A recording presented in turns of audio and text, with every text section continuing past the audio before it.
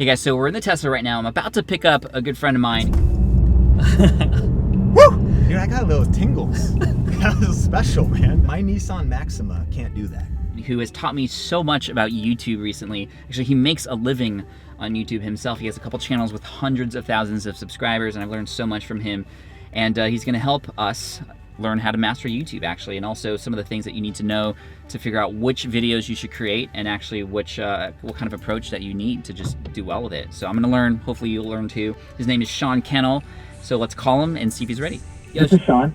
Yo, Sean, what's up, man? I just pulled up, and you wanna go on a car ride? Definitely, man. I'm on my way. Okay, I'll see you in a sec. My man. What's up, dude? How's it going? Come on in. Dude, I think it's my first time in one of these. Is it really? Yeah, I was in a, what's the first one, the S? The S, yeah. So who's that guy in the back? That's Caleb. Don't worry about him. He's cool. All right. So first time in a Tesla, dude. So I just have to thank you because you've been so influential in how I've been attempting to do well on YouTube. So thank you, first of all, and thank you to your partner Benji as well. Video Influencers has been huge. We'll obviously link to that in the description and stuff. But you have another channel, Think Media. Yeah. Right. Like, how did you get even started with all this? Man, the way I actually got started, you want me to go all the way back? Yeah, let's take the time travel back all the way. In the DeLorean X, Model X, we're headed back. So I actually started in 2003. I was volunteering at my local church. That's how I started video. So social media had not started yet. And the youth pastor handed me a camera and he's like, hey, make weekly video announcements. I always tell people your first videos are your worst videos. And Pat, for sure. I never want you to see those, right? but it was the learning curve. And it was also a huge blessing because, you know, the demand in social media today is just to be consistent. Right. So I did 52 videos that first year because I did weekly video announcements. So what were those videos like and how did you shoot them? I mean, back then it was the HV30 Canon with mini DV tapes. And then you had like firewire cables, you know, and I would capture minute for minute. And I was actually using Adobe Premiere back then. Oh, what wow. I still use today. So talk about like 100 versions earlier. Did you even know how to do video before you were asked to do that? I didn't. You didn't? So self-taught. And then this, you know, after a year, the senior pastor was like, these aren't too bad. Let's do these on Sundays. So now I'm still volunteering. I'm doing 104 videos a year though, 2 videos a week. And this was like really helping me with the discipline of creating consistent content, of, you know, having the pain of editing those and taking forever, but it gave me a lot of speed for where we are today as far as creating content. And the first YouTube channel I ever managed was my church's in 2007. Oh, no way. And of course, same thing. I didn't know how to title videos. I didn't know about tags, but I was in it and I started to discover my passion for video and study. So I would just study as much as I could. I wanted all the information I could get about YouTube. And eventually I started Think Media actually first because video is my background. I was doing wedding videos, videos for small businesses, and I learned about affiliate marketing. I know you know all about the power of that and your journey as well. And so with YouTube and affiliate marketing, I was like, I could help people. Like I could talk about the camera tips and the things I'm learning because I'm doing video production, and that's where Think Media started. And I started to see the power of earning you know, $5 a month, like your first $5. Yeah. You're like, whoa. And then eventually it was $50 Was that a through month. AdSense or through the Through affiliates? Okay. Yeah, because this channel was still very small. But that's what I like to tell people. In fact, there's all this drama right now with YouTube about demonetization, especially for smaller channels. But like, I wasn't even thinking about YouTube ads. Affiliate marketing could scale so much bigger and faster. Again, YouTube ads was like 50 cents when affiliate marketing might have been $200. Right. And so what kinds of things were you selling as an affiliate? So I did, Think Media was kind of happening. I was doing a few camera reviews, but originally I actually have my Sean Cannell channel. I don't do much with it now, but I just started doing experiments. And one of the first ones was gift ideas for him. And because I was doing video research, I found like titles like that through SEO. And I thought, okay, what if I just sit down and gather some stuff around from the house, a couple books, some headphones, some gift ideas. I mean, I'm a guy, maybe I can share my 2 cents. Guys tend to not buy a lot of stuff or want a lot of stuff, but whenever they do want something, it's like a truck or like a TV or just higher end items. We put that video out and it ranked, and to this day it has almost 1 million views. I think it still ranks number 4, which is part of my passion with YouTube. Is it's such a highly leveraged platform. But what's cool about these videos, like I said, that video's years old now, but it's actually still generating views, still generating AdSense, still generating affiliate income. And I was like, See, it's so different than like posting videos on YouTube or social media, which have like a lifespan of a day. Yeah, like a few hours. Yeah, I think some of the other social platforms, which I love, and we're trying to execute everywhere, but I view them as a social media hamster wheel. Mm-hmm. You know, you're supposed to post 4 times a day on Facebook. You wake up the next day, you're like, shoot, I got to come up with 4 posts again. Right. You know, hopefully you're scheduling, but even still, like, it's so much content. But I learned that these YouTube videos were, you know, really highly leveraged, and so some of those. And I would do other experiments. I did this one: do CBTL pods, coffee bean tea leaf, work in a Starbucks Verismo? And through life, because we got a Verismo as a gift, then I was like, these pods are expensive, and then I met a friend who was like, I put CBTL pods in it. So then because of learning some of this keyword research, I was like, I wonder if people search this. And sure enough, they were like, cheap Verismo pods, or do CBTL pods work? And because I was kind of learning this system, then we started selling coffee every day, because that video ranked, and I was like, all these sales coming through for coffee bean tea. Was that through like Amazon? Or? Amazon, Yeah. and it was all Amazon. And the first thing we did was eventually we scaled to 6 figures profit just through the Amazon affiliate program. Wow. Which is a lot of traffic, you know, because it's only 4 to 10% commissions. Right. But Yeah, even on that's that huge. journey, we started to discover other affiliate programs, of course, that have 10%, 30% commissions, even 50%. But it was mostly Amazon. And That's so interesting, because most YouTubers I know, because I've been studying YouTube a lot, I mean, they're all about views and AdSense revenue. Yeah. Right? And I went to Vid Summit, which is, you know, I saw you there and met a lot of other great people. It just surprised me how they're relying on YouTube and just the platform only and nothing else. No other monetization strategies, no email list. Yeah. It's crazy. So it's great to know that you've already started with that, and now you have these 2 channels. I mean, how many subscribers does each of your main channels have now? So Think Media is like 450,000, and Video Influencers is 250,000, 250,000. That's crazy. And honestly, it's the same thesis. We wanted to put out consistent, strategic, valuable content around the topics and the things that people are searching for. One of the biggest mistakes I see entrepreneurs make, and it makes sense on other platforms, because you're maybe trying to get the influence by someone sharing it, by maybe doing some paid ads, you know, someone stumbles on it. But you start with the idea that's in your head. I think for entrepreneurs, and people that kind of want to do this, you actually want to start, I say, do the research before you press record. What is your target audience searching for? You know, to even decide, I knew that coffee bean tea leaf video was actually going to be successful before I hit record. Once I kind of figured this out, I was like, nobody's there. It is a pain point. It's something I did in my own life, because I was like, I'm saving money on these pods, and I get more choices of coffee. Love that. And we're generating, you know, income from it, and even consistent growth, because now Think Media is growing by about 30,000 subscribers a month, or over that actually. And that's not because of videos we posted last week. It's because of a lot of work that we did up front to create what I like to tell people, create a library of ranked videos. I just talked to a guy at Traffic and Conversion Summit, and he was saying he's getting 50 subscribers like a week. And like, that's amazing. Yeah. And just off a couple videos, because people can keep finding them. YouTube is really like a content library, whereas Facebook's more like a feed. It's like short, but YouTube is something that people can reference again and again. If you put out some good videos, that'll be valuable and a little bit timeless, almost like evergreen. What's one of your most popular videos? I think my most popular video, we had a viral video this last year, how to get free stuff on Amazon. 2.3 million views. Wow. And again, I was just talking head, just at, you know, home office, and I had no idea that would happen. They say that quote, right, that like kind of like the harder you work or the more consistent you are, the luckier you get. I see that just commitment to consistency. Virality is hard to predict, but if you just keep doing best practices over time, eventually you have these breakout things. Yeah. I'm not using any hands or feet, by the way. That's super weird. It's kind of like, do you trust the machine though? I mean, I do. At first I didn't though, but I absolutely trust it. I trust it more than myself, especially in like stop and go traffic. Yeah. But I mean, it takes these turns and You it knows. trust it more than yourself. Yes. That really boosts my confidence. I can just let the machine drive then. You were just driving a second ago, like, okay.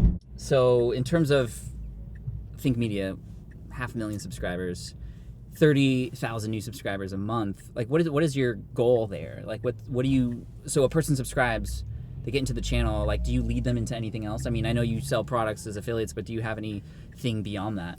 Yeah, so the first thing we did, and honestly, your story has been very influential for me too, because I love, that you did it first, right? Right. Like before you ever sold products about doing it, you did it.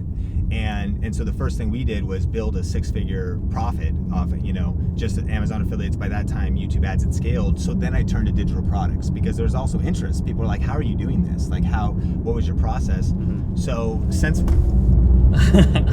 woo! Sorry. Just had to show off the torque a little bit. Dude, I got little tingles. That was special, man. I got sick the first time I drove this car. Yeah. Because I just was not used to it. And it's so smooth, and it feels like a roller coaster more than like a car. My Nissan Maxima can't do that. Maxima's okay. It's a great car, but it can't do that. Okay, so you're selling digital products. Yeah, so we started to do digital products and like courses and things like that. Yeah, courses, and we actually have created about 9 now. Some smaller, like bite-sized, digestible things, and then some bigger.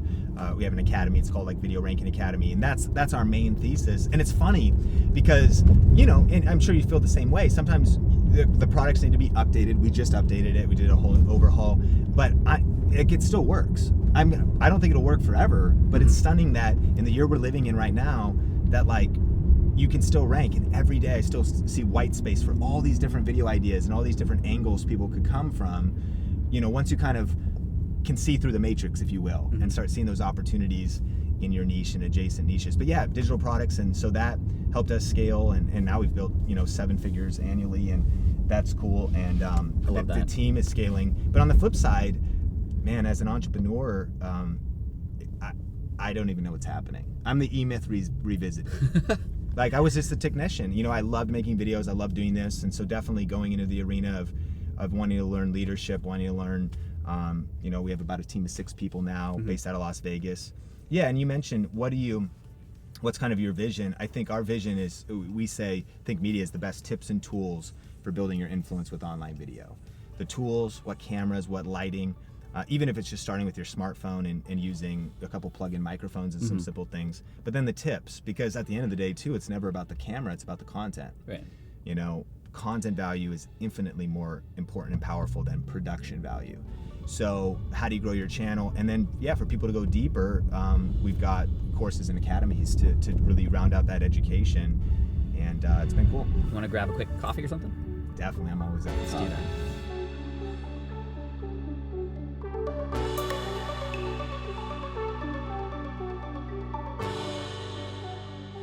The beginners who are watching this right now who want to get into YouTube, they've seen me do it, they see people like you do it, they know they have this captive audience, they know they could tackle content in a way that's unique, but they just want to know how to get started. What would be the easiest way to get started? And why don't we just start with like equipment, right? Like, I think some people want to feel like they have to invest $4,000 in the best camera and all this stuff. Like, what at a minimum would people need to create something great? Yeah, I think the first thing is definitely, like, the best camera to have is the camera you probably already do have. And that's probably your smartphone. And these days, smartphones shoot 1080, right? And so you can definitely start with your smartphone. However, what I would recommend you focus on is always 3 things: AVL, audio, video, and lighting. And really, the most important part about video really is actually audio and lighting. There is a lighting kit on Amazon by Studio Pro, $75, 2 soft boxes, like that's all you need. And that good lighting on a bad camera will actually look better than the best camera with bad lighting or no lighting. And so invest in lighting, and it doesn't have to break the bank. And then some kind of a plug-in mic. You could get lapel mics like these, or whatever, that can plug right into that headphone jack, or you maybe need to do the lightning port converter. So the Rode Smart Lav, I think you've recommended that before. Yeah, Rode Smart Lav is great. And so just for a few $100, you could turn your smartphone. And then I would get the phone mount tripod, and that's gonna cost you $20, $25 to just get. There's a Ravelli one that is a good tripod, and it's just got a little phone mount. And so now you've got lighting, plug the mic into your smartphone, you're good to go. And that's also a versatile setup, because you absolutely could be doing Facebook Live from there, YouTube Live, as well as recording videos that you might edit a bit. And there's a she's actually on my team, Heather, but she has a homeschool channel.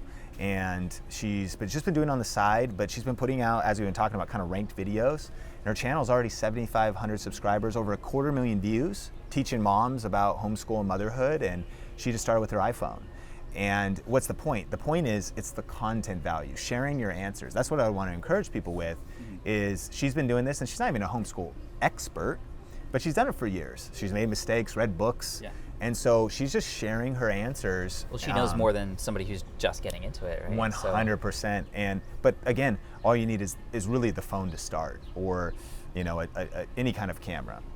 So you got the equipment.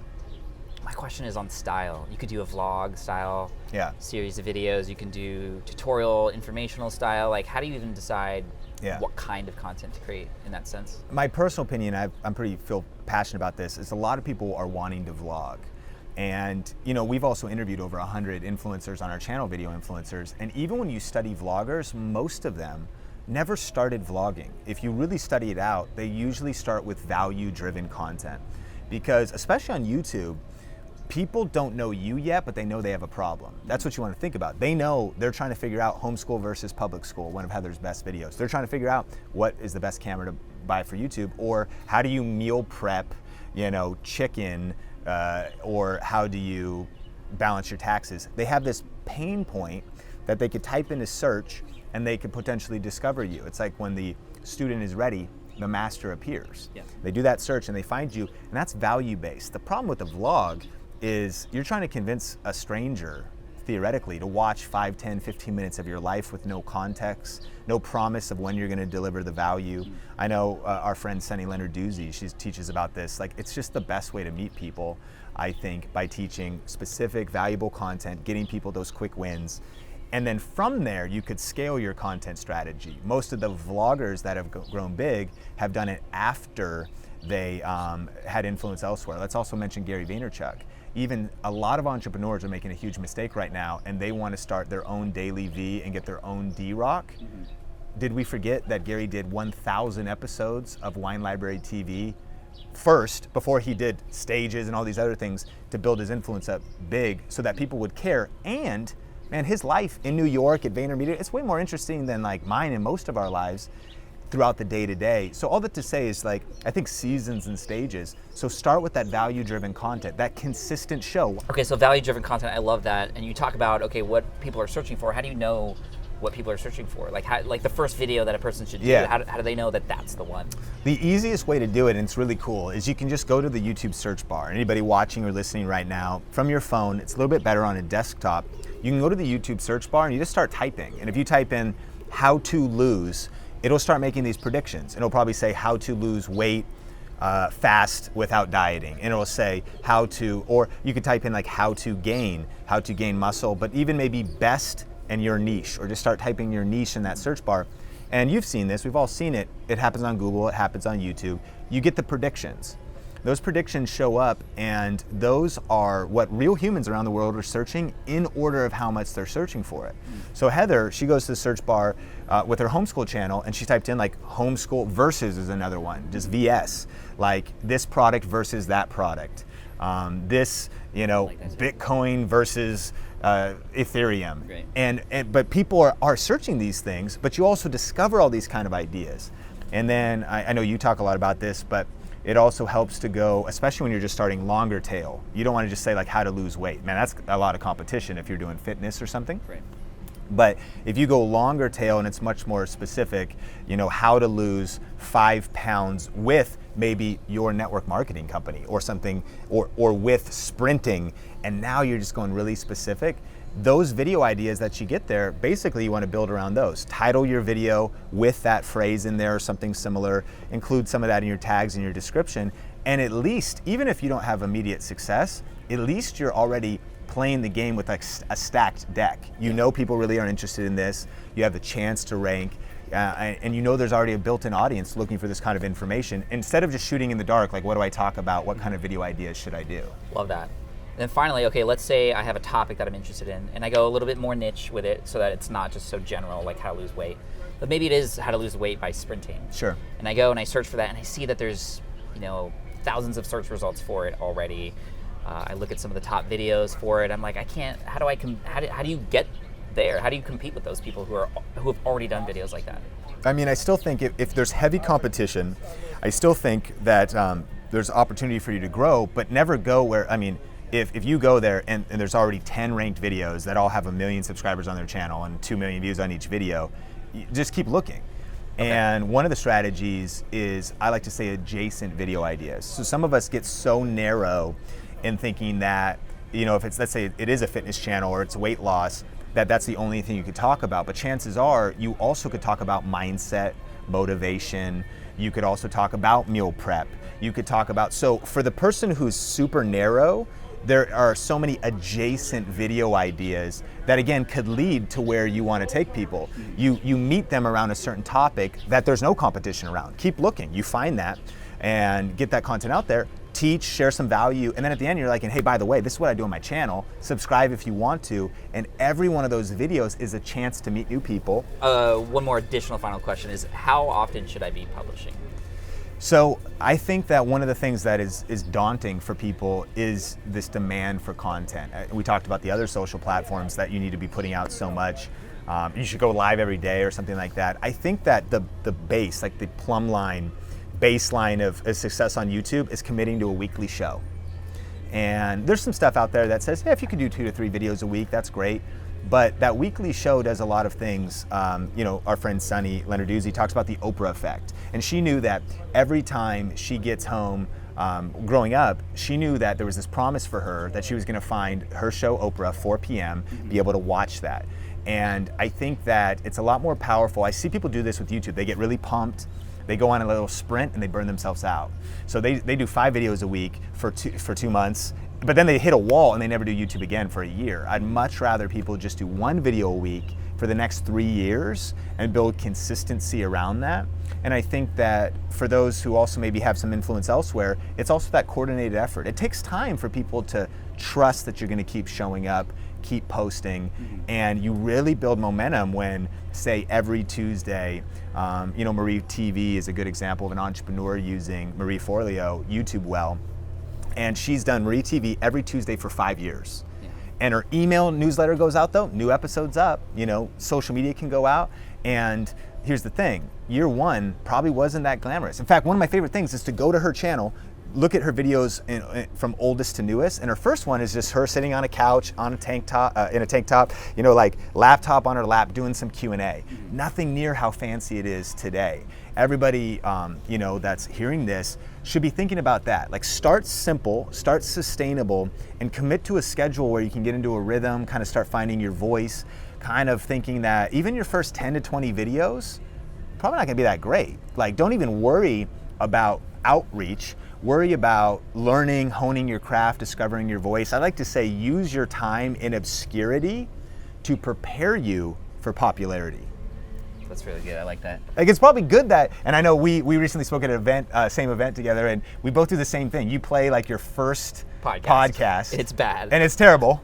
Just like my first video, where I get on and I'm like, I don't even know what I'm gonna talk about. That, dude. It's pretty funny. This background looks horrible.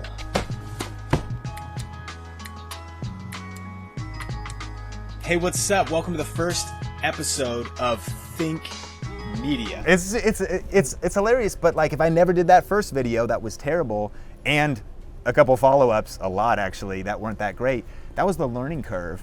And I was in obscurity then, but I was glad, right? Because that helped me get to where I am now. I think for a lot of people, just committing to this and putting in the work, seeing it as learning, as education, as experimentation. The last thing I'd say too is treat your first season on launching like YouTube content as beta. Almost anything should be. Yeah. Like, hey, let's just experiment a little bit. Let's not hold ourselves to a schedule. Let me see if I can sustain this, how I like it. Give yourself, what kind of video should I do? Experiment with maybe different formats and different things. Give yourself permission to be creative. What I love about any of these platforms is that it really is like a blank canvas. Like, we're artists that can put whatever we want out there. We could edit however we want, do whatever we want, but start simple, make it sustainable, and then scale it as you go and learn. Love it, man.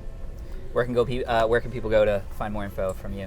I think YouTube, just type in Think Media, and that's our YouTube channel with the best tips and tools for helping people build their influence. If they're curious which mic, a little bit of details, how to set up your mic, or maybe you want to invest in a DSLR or something, a lot of good content out there.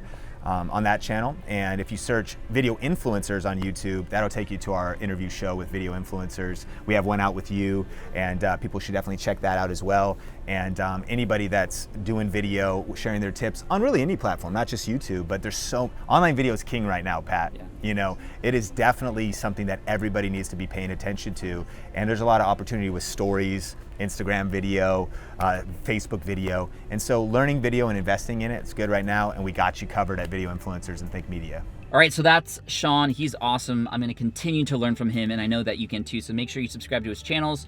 And also, before you go, I wanted to know what you thought about this format. You know, there's driving around in the Tesla and having coffee together. I just wanted to do interviews, but I didn't want to do just like the normal Skype interviews or ones that you see on other channels. I wanted to do something different. So let me know what you think about this format, and actually put in a comment below who else you would like to see me interview in this style as well. So let me know. Thanks again for watching. Please subscribe, and we'll see you soon. Peace.